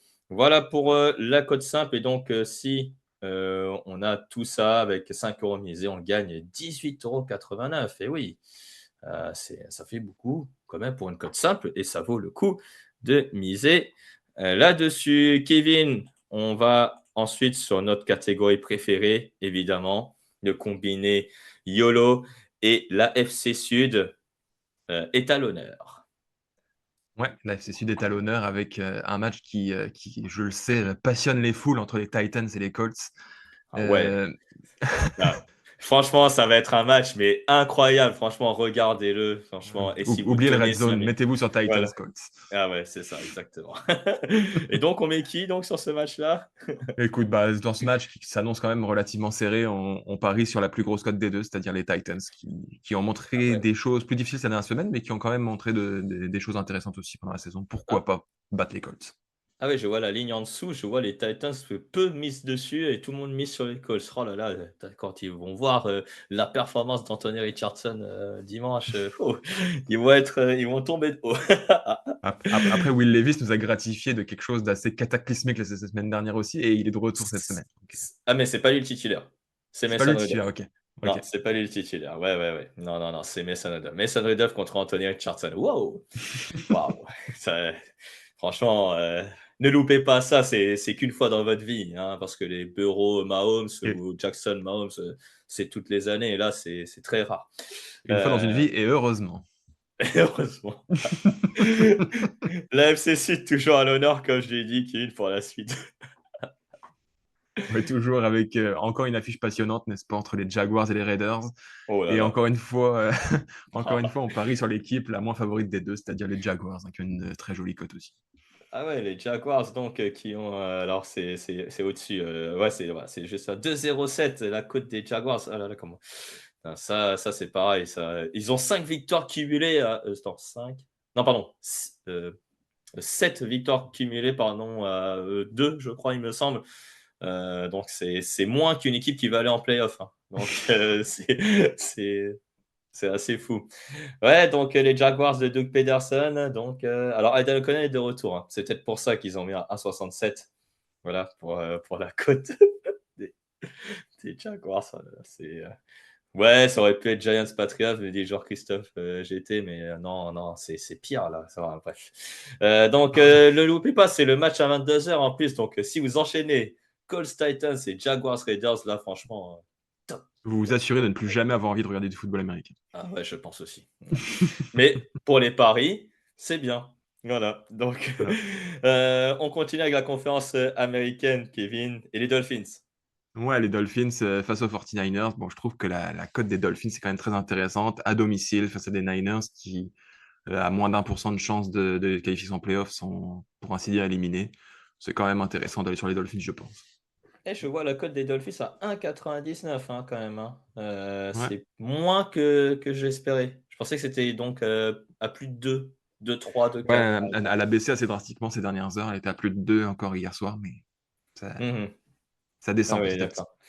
Ouais, et donc avec ça, 5 euros misés, 10,50, c'est un gain de 50 euros. Bon, c'est un YOLO, un YOLO risqué, mais un YOLO risque modéré, on va dire. On n'est pas vraiment sur un montant de 80-90 € à gagner Non. pour ce match. Je rappelle que le match sur M6+, c'est le match entre les Commanders et les Eagles. Là, par contre, on vous conseille peut-être de le regarder. C'est un match en plus de division, NFCS, avec des attaques qui vont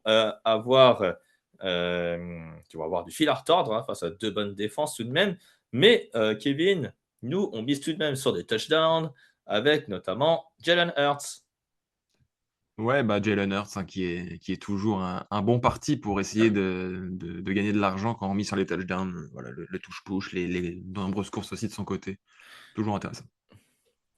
Ouais, 1,75 pour Jalen Hurts, surtout avec la technique de touche-push, c'est quasiment de l'argent de gagner en misant sur cette cote. Ensuite, on va en face et on oublie que souvent qu'après Jamar Chase, celui qui marque le plus de touchdowns à la réception, c'est celui dont on va miser tout à l'heure, c'est Terry McLaurin. Ouais, l'inévitable Terry McLaurin qui est. On dirait que Jayden Daniels ne voit que lui en ce moment et a raison parce qu'il est vraiment exceptionnel, qu'il soit contesté ou pas, et il complète toujours les réceptions et souvent dans la end zone. Donc voilà, là aussi une très belle cote, hein, pour quelqu'un qui marque aussi souvent. Ouais, 2,50. C'est plutôt intéressant pour Terry McLaurin. Il va sans doute en marquer un. Alors, contre les Eagles, il a moins de réussite, hein, je pense. Hein. Mais on verra. Peut-être que ça changera. Peut-être qu'ils nous écoutent, là, le staff des Commanders et Jaden Daniels pour alimenter le ballon pour Terry McLaurin. Et enfin, euh, la cible préférée de Jalen Hurts, ce n'est pas Devonta Smith, c'est celui qui est au-dessus. Oui, bah AJ Brown, hein, qui s'est un peu plaint de ses targets en fait, de la part de Jalen Hurts ces dernières semaines. La semaine dernière, il a revu le ballon avec grand plaisir et on retourne là-dessus parce que je pense qu'ils ont peut-être trouvé quelque chose, des Eagles, avec cette connexion Hurts-Brown. Ouais, 2,20 la cote hein, de AJ Brown, donc pour mettre un touchdown. Et puis enfin, on a un petit bonus sur ce match. Toi, tu vois bien Jaden Daniels utiliser son bras à gogo pour ses receveurs. Ouais, ça fait plusieurs matchs, hein, 4-5 matchs, que Jayden Daniels passe beaucoup plus. Il dépasse les 30 tentatives assez régulièrement. Donc pourquoi pas, hein, face à cette défense des Eagles qui, dans un match qui, je pense, va peut-être donner beaucoup de retard à Washington, ça peut être une bonne option de se dire que Daniels va devoir beaucoup passer pour tenter de revenir. Alors avec MyBet, donc si on clique sur plus de 212,5, alors toi, tu avais mis 214,5, mais bon, Ouais, ça a peut-être un peu 212,5, évolué depuis que je ça, l'ai vu.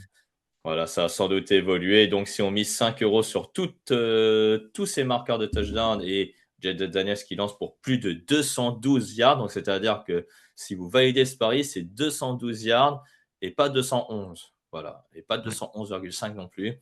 Donc, c'est 213 yards, c'est bon. Donc, c'est 73 € si vous faites ce pari via MyBet, donc de Unibet. Voilà donc pour les paris en ligne. Alors, on n'aura peut-être pas le temps voilà, de faire peut-être l'avant-match. Alors, si, on va le faire l'avant-match, Kevin, vite fait. Mais alors, très vite, parce qu'on a le quiz et on veut tester notre nouvelle extension du quiz sur la chaîne Twitch TD Actu dans le fauteuil. On a les trois premiers matchs où Raoul, Grégory et Victor ont fait un 100%. Mais en tout cas, on voit dans les matchs à 19 h, et là, je vois beaucoup d'unanimité. Le match le plus serré, c'est bien sûr le match sur M6+, entre les Commanders et les Eagles. Qui vois-tu gagner et quel genre de match tu vois? Bah, comme je l'ai dit, je pense que les Eagles peuvent prendre le large relativement vite avec un Saquon Barkley qui a besoin de se faire pardonner son match un petit peu moins bon la semaine dernière et Washington qui va courir après le score. Et on peut aussi s'attendre à de très très jolies choses de Jaden Daniels. Mais quand même, les Eagles paraissent très largement favoris. On va faire un focus sur le match Falcons-Giants, la première de Michael Penix Jr. en tant que titulaire. On voit une unanimité Falcons. Il n'y a pas eu de changement ensuite à l'annonce du changement de quarterback titulaire. Est-ce que toi aussi, tu vois les Falcons gagner face à une équipe des Giants totalement en perdition? Oui, bah, je pense que les Giants sont vraiment déjà basculés sur la suite et sur la prochaine saison finalement.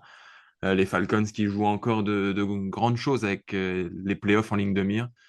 Il y a quand même Bijan Robinson qui monte en puissance et qui est très très bon ces dernières semaines. Ça devrait pouvoir suffire face aux Giants. Voilà, donc pour les matchs à 19h, pour cette semaine numéro 16, alors c'est un peu dans le désordre, hein, parce qu'il y a eu des reprogrammations, il y a eu des changements de match à la dernière minute. Bon, voilà, ça risque d'être, c'est un peu compliqué pour lire, mais en tout cas, sachez que voilà, à 19h, il y a tout de même une unanimité pour les Bengals contre les Browns. On a les Bills, non, pardon, on a les Lions qui se déplacent aux Bears pour un duel NFC Nord. Voilà, on a aussi les Rams qui se déplacent aux Jets de New York, où Jean-Michel et Lucas voient les Jets l'emporter et les Rams pour les autres. Moi, je vois les Titans gagner sur le terrain des Colts, même si les Colts partent favoris à domicile. Voilà, tu n'es pas le seul, Kevin, à mettre les Titans. Moi aussi, je mets les Titans. Voilà. Donc, ça veut dire que je vais gagner, ça c'est sûr. Voilà, je vais leur prendre un point à tout le monde. Et puis, on a les Panthers également que je vois gagner, sauf les autres, là, qui voient les Cardinals tout de même l'emporter face aux Panthers. À 22h, on a le duel AFC Est entre les Bills et les Patriots. Et puis, on a ce match là qui est très important entre les Seahawks de Seattle et les Vikings du Minnesota. Les Seahawks, c'est la victoire ou sinon c'est terminé peut-être pour les playoffs, tu penses? Ouais, ça va commencer à se compliquer. Alors, il me semble qu'il y a encore un Seahawks Rams d'ici la Ouais, fin de la saison c'est ça. C'est ça. qui peut encore changer les choses. Mhm. Mais oui, bah, en plus, les Seahawks qui n'ont pas aidé, hein, avec un Geno Smith voilà, qui est blessé. Samuel, on ne sait pas trop. Il a vraiment pas fait une belle entrée la semaine dernière. C'est compliqué. Ouais, seul Victor voit les Seahawks se rapprocher de la tête de la NFC West, alors que les autres membres de la rédaction voient les Vikings l'emporter. Puis ensuite, on voit une unanimité pour les Bills face aux Patriots, donc. Pour les Jaguars chez les Raiders. Et puis, oui, oui, ça peut étonner, hein, Unibet ne dit pas la même chose malheureusement, mais Non. nous, on voit les Jaguars s'inventer. Et puis, sauf Jean-Michel, mais on a quand même une unanimité pour les 49ers face aux Dolphins. Est-ce que toi, tu vois tout de même les 49ers s'emporter malgré que la saison se rapproche un peu de la fin et que l'espoir pour les playoffs est tout de même très, très mince? Alors, il fait beau, donc Brock Purdy peut éventuellement sortir un bon match. Déjà, ça, c'est une bonne chose pour les 49ers. Alors, les Dolphins aussi, hein. Il fait beau, donc ça peut faire des yards, on va dire, à gogo sur ce match-là. Ouais, mais pour les 49ers, quand même, il y a beaucoup de blessés. Ils vont lancer leur running back numéro 5. Tu l'as dit en tout début d'émission. Mhm. C'est compliqué quand même. Si j'ai une pièce à mettre, je la mettrais quand même plus sur les Dolphins sur ce match. Patrick Taylor, donc running back numéro 5, comme tu dis, pour les 49ers face aux Dolphins. Ce soir, le Sunday Night Football opposera les Dallas Cowboys aux Tampa Bay Buccaneers. Bon, c'est pas le meilleur match sur le papier. Il est un peu déséquilibré. Les Buccaneers sont en pleine forme. Les Cowboys, c'est un peu coup-ci, coup-ça. Ils sont capables du meilleur, comme on l'a vu contre les Panthers, et du pire également. Tout le monde voit les Buccaneers l'emporter et donc mettre la main, pardon, sur la NFC Sud. Est-ce que c'est ton avis aussi? Ouais, il y a quand même un écart de niveau. Les Buccaneers ont impressionné la semaine dernière face aux Ouais, Chargers. face aux Chargers. Euh, donc, c'est compliqué de voir les Cowboys. Après, pourquoi pas voir un joli match? Il y a quand même encore du talent avec un CeeDee Lamb qui nous sort toujours des matchs très sympas à regarder. Donc, pourquoi pas prendre du plaisir devant ce match? Mais les Buccaneers sont vraiment au-dessus. Ouais, 40 points. Et puis surtout, personnellement, peut-être un match encore à plus de 100 yards pour Mike Evans. Voilà, on espère qu'il visera les milliards alors qu'il a fait moins de matchs cette saison. Très fort. Mike Evans. Merci à Sparrow à Calt75 qui s'est abonné voilà, à notre chaîne Twitch, son 15e mois d'abonnement. On l'en remercie. Le dernier match, Kevin, avant de te libérer, le Monday Night Football.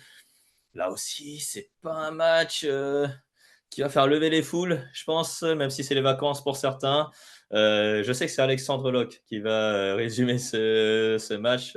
En même temps, on est en vacances, donc il a le droit.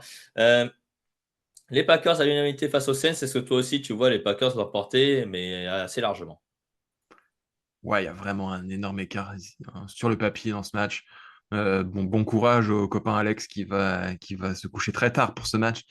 Ouais, ça s'annonce très compliqué pour les Saints et les Packers sont vraiment bien lancés. Et voilà, ils sont déjà lancés dans leur quête de playoff, j'ai envie de dire. Justement, ouais, pour le cas des playoffs, les Packers, une victoire et c'est les playoffs. Voilà, les Ouais. playoffs en conférence nationale et c'est la wild card pour eux. Voilà, ce sera une 10e victoire pour eux cette saison et normalement à 10 victoires, tu devrais te qualifier, pour les playoffs avec, la tête de série numéro 5 ou 6. Sachant que les Lions, s'ils perdent contre les Bears, on l'a peut-être pas évoqué, mais ils peuvent prendre la tête de série numéro 5, hein, être rétrogradé à la Oui, bien 5e sûr. place et donc les Eagles prennent la tête de la conférence nationale. Ouais, et puis les Vikings qui peuvent dépasser les Lions, puisqu'il y aura encore un Vikings-Lions aussi d'ici la fin de la saison.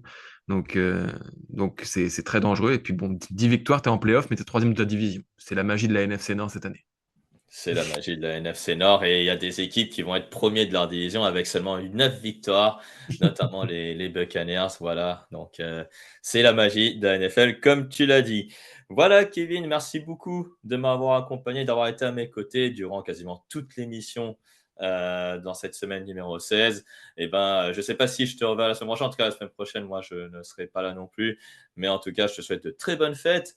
Et déjà un très bon dimanche de NFL et de très bonnes fêtes de fin d'année avec tes proches. Salut Kevin. Merci beaucoup. Salut, joyeux Noël.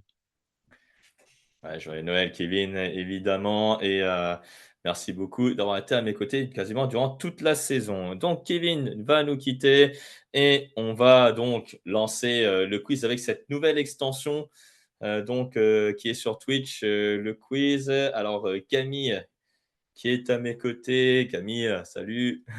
Ouais, Est-ce salut à que tous. Ouais. tu Est-ce que est-ce que tu as la possibilité de nous dire comment marche le quiz? Bon, à peu près, normalement, ça ressemble exactement à l'ancien. On n'a pas pu faire des... Enfin, j'ai pu faire des tests, a priori ça marche bien, mais j'ai pas pu faire des tests avec des personnes qui répondaient aux questions. Donc c'est un peu comme il Ok. faut faire ça en live, donc je sais pas trop comment ça marchait.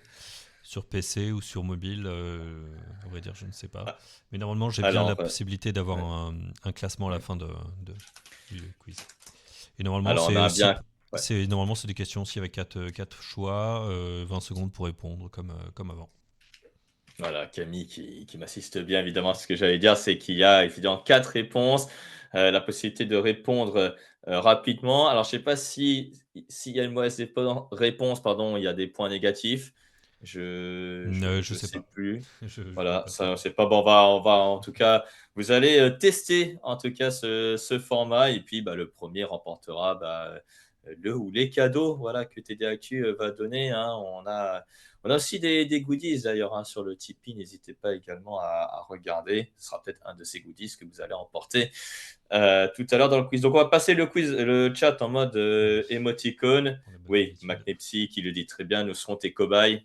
C'est ça, exactement. Donc, on va tester. Donc, Camille, on Ouais, va lancer le quiz et donc ça part avec direct sur la première l'extension. question par contre. Ah ouais, attention, la première question, ça va lancer très très vite. J'y vais. Ouais, tu peux y aller. C'est Mm. parti. Hop. 20 secondes pour un compte. Alors, on voit pas très bien dans la fiche, mais dans quel club jouait Aaron Rodgers avant de jouer pour les Jets? Est-ce les Vikings, les Bears, les Packers ou les Lions? Voilà. Donc, vous pouvez cliquer dessus sur votre ordinateur. Et normalement, il y a 20 questions, enfin 20 secondes, pardon, par question.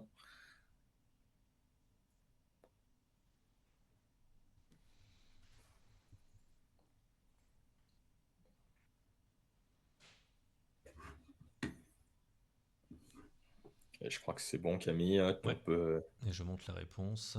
Donc c'était Packers a priori. dévoiler la réponse. Oui, ce sont les Packers. Et oui, Aaron Rodgers jouait aux Packers avant de jouer pour les New York Jets. On passe à la deuxième question. C'est parti. Si tu veux bien, Camille, ouais, là, lors de quel draft Sam Darnold a été sélectionné en troisième position? Est-ce 2017, 2019, 2018 ou 2016? Alors oui, les réponses sont un peu petites là pour moi, pour mon écran. Mais je pense que sur Twitch, en tout cas sur PC, vous le voyez bien. Donc 2017, 2019, 2018 ou 2016. Alors c'est dommage, on n'a pas un chrono sur l'écran. Et peut-être qu'on verra tout à l'heure. Ah voilà, là, le quiz est un petit peu plus grand, donc ça c'est cool. Voilà.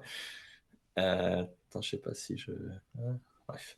Voilà, on peut dévoiler la réponse. Ouais, 2018. Voilà, et la réponse, donc, c'est non, c'est pas la draft 2017, là où il y avait Patrick Mahomes et tout. Non, ça aurait été drafté dans la draft suivante, en troisième position. Troisième question. Attention à cette question, on va commencer à monter C'est un peu parti. en difficulté. Qui était le coéquipier receveur de Jerry Jeudy à Alabama, drafté au premier tour en 2020? Est-ce Justin Jefferson, Henry Ruggs, CeeDee Lamb ou Brandon Ayuk? Ah oui, il y a le chrono qui s'affiche là. 4, 3, 2, 1. Et voilà, on peut dévoiler la réponse. J'ai cru qu'en fait, le truc à gauche, c'était le numéro de la question. En fait. Henry Ruggs, donc, était la réponse, l'ancien receveur de Alabama et qui aujourd'hui, malheureusement, n'est plus en NFL. Aujourd'hui, quatrième question. C'est Un peu parti. d'histoire, qui était le leader au nombre de sacs lors de la saison régulière 2019, là où Cameron Jordan notamment était performant. Est-ce Chandler Jones, TJ Watt, Daniel Hunter ou Shaquille Barrett?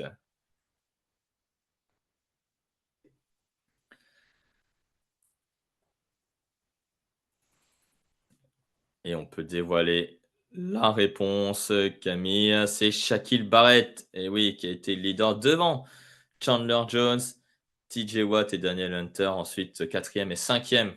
Également Cameron Jordan, troisième de cette saison régulière 2019 au nombre de sacs. Et puis enfin, dernière question.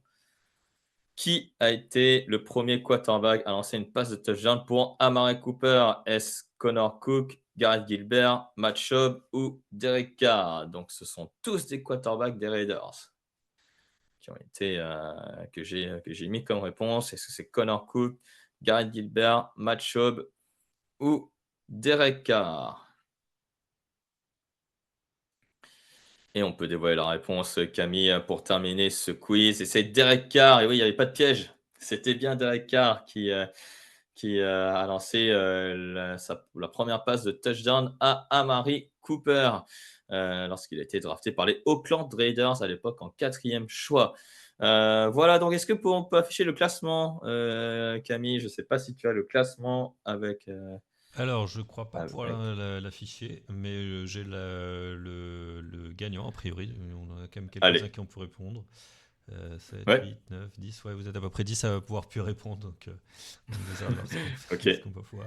Et donc, c'est CPT Echo qui a gagné avec 16 476 points. Ok. Je crois qu'il y a des points négatifs. Ah oui, non, parce qu'il y a quand même d'autres qui ont répondu, mais qui ont mal répondu. Il y a quand même des points négatifs. Donc, Il y a eu des points c'est négatifs, ça, ouais. d'accord. Donc CPT underscore echo, ok, bah on va EKO, le. ouais. Ouais, EKO, et ben on va le contacter, CPT underscore echo, qui remporte ce quiz, donc, et qui donc gagne ce quiz de la semaine. Oui, c'est pas possible sur mobile.